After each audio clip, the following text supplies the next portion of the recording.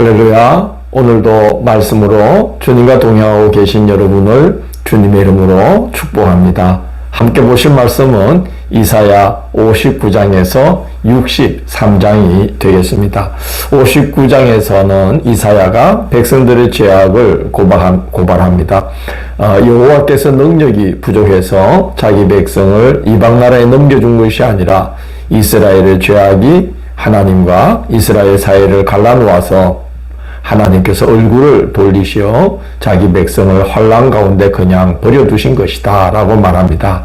그리고 죄악을 구체적으로 이제 지적을 합니다. 5절을 보면 공의대로 소송하지 않고 진실되게 판결하지 않고 흠한 것을 의뢰하여 거짓을 말하고 악행을 잉태하여 죄악을 낳았다라고 말합니다. 그래서 그 결과 황폐와 파멸이 그 길에 있고 평강이 사라졌도다라고 이제 탄식합니다. 이사야는 백성들을 대신해서 회개합니다. 11절 12절을 보면 정의를 바라나 없고 구원을 바라나 우리에게서 먼 것은 우리의 허물이 주님 앞에 심히 많기 때문입니다. 우리의 죄악을 우리가 아나이다 라면서 이사야가 백성들을 대신해서 하나님 앞에 회개합니다. 또 그게 주의 종들의 해야 될 일이며 하나님의 백성들이 해야 될 일이죠. 이 땅을 대신해서 이 세상을 대표해서 우리 하나님 앞에 기도하고 또 회개하는 것이죠.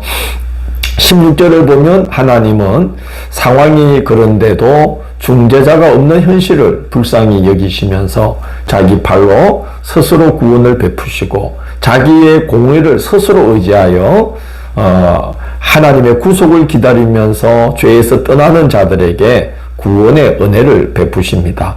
구원은 사람의 공로나 의로움으로 주어지는 것이 아니라 오늘 이 말씀처럼 죄인일지라도 자기 백성을 불쌍히 여겨주시는 그런 하나님의 의로우심 때문에 구원의 희망이 있는 것입니다. 그래서 이사야는 하나님께서 자기의 공의를 스스로 의지하여 그렇게 하나님이 구원을 베푸신다라고 말하고 있습니다. 60장에서는 하나님께서 베푸실 구원의 은혜를 증거합니다. 1절을 보면 여호와의 영광이 내 위에 임하였느니라 그렇게 말씀합니다. 이스라엘 위에 하나님의 영광이 임했다는 거죠.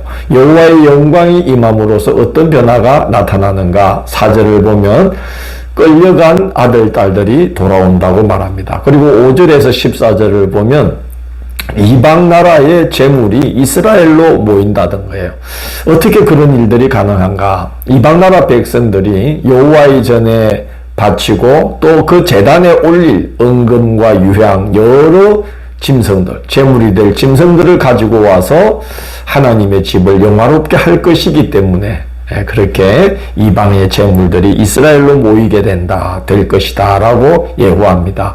그리고 이스라엘을 괴롭히던 자의 자손이 이스라엘의 발 앞에 엎드려서 이스라엘을 가리켜서 여호와의 성읍이라 이스라엘의 거룩한 이의 시온이라 이렇게 하나님께 영광 돌리며 이스라엘을 칭송할 것이다 라고 예고합니다. 18절을 보면 강포한 일이 들리지 않고 황폐와 파멸이 다시 없을 것이고 구원이 이스라엘의 성벽이 되고 찬송이 이스라엘의 성문이 되는 땅이 될 것이다 라고 노래합니다. 얼마나 그 성읍이 참 은혜롭습니까? 구원으로 성벽을 삼고 찬송으로 성문을 삼는 그런 성읍이 될 것이다 하는 것이죠.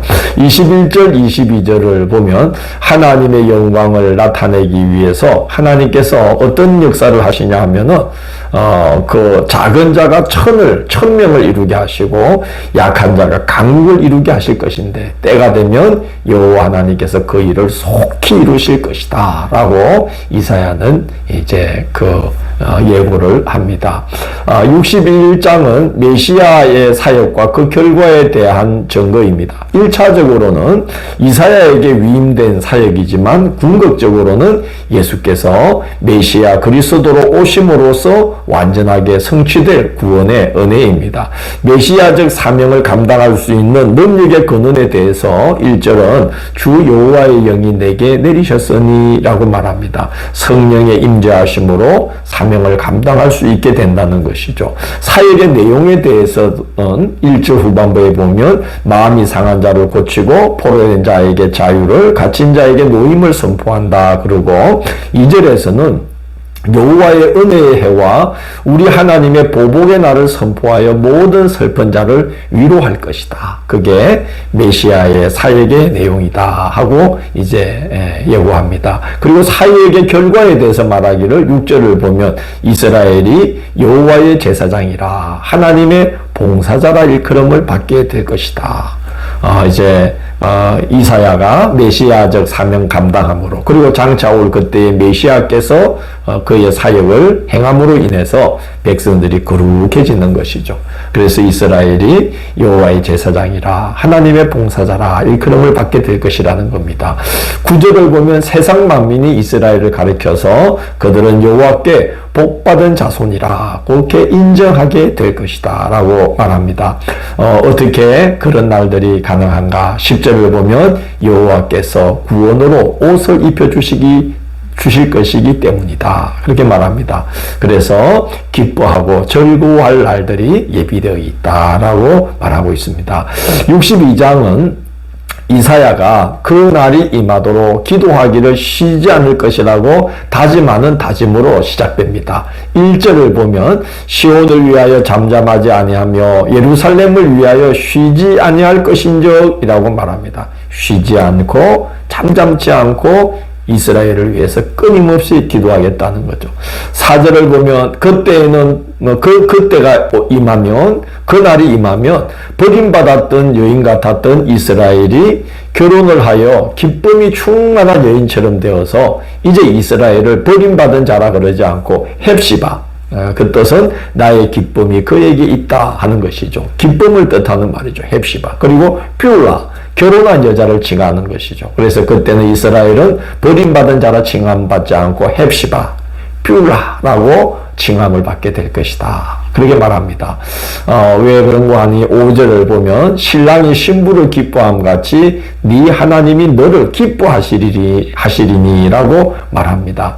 하나님께서 이스라엘을 기뻐하시면 이스라엘에 하나님의 기쁨이 임하게 되는 것이죠. 그래서 이제 버림받은 땅이 아니라 하나님의 기쁨으로 충만한 땅이 된다는 겁니다. 6절 7절을 보면 그렇게 되도록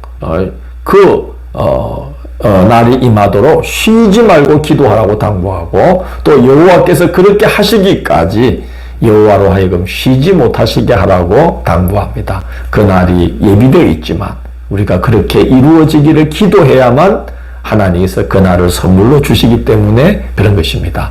63장은 이스라엘의 대적자들을 향한 하나님의 심판을 예고합니다. 포도즙 틀을 밟아서 옷이 붉게 물든 것처럼 하나님께서 이스라엘의 대적자들을 밟아서 원수를 갚아주심으로 인해서 그 대적자들의 선열로 하나님의 옷이 붉게 물들 것이다 라고 말합니다. 이어서 이사야는 하나님께서 지난날 이스라엘에 베푸신 은총을 노래합니다. 그러면서 이제 하나님께서 은총을 거두어 버리신 그 당면한 현실을 이제 또 탄식하면서 그 하나님이 이제 어디 계시냐 하면서 안타까워합니다. 10절에서 이사야는 그 원인을 이스라엘이 하나님께 반역했기 때문이라고 말합니다. 그들이 반역하여 주의 성령을 근심하게 하였으므로 그렇게 기록되어 있습니다. 이사야는 주의 성소가 유린당한 현실을 하나님 앞에 아뢰면서 주의 기업으로 삼은 이스라엘을 위해서라도 이제 다시 돌아와 주십시오라고 하나님 앞에 간청하는 기도를 드립니다.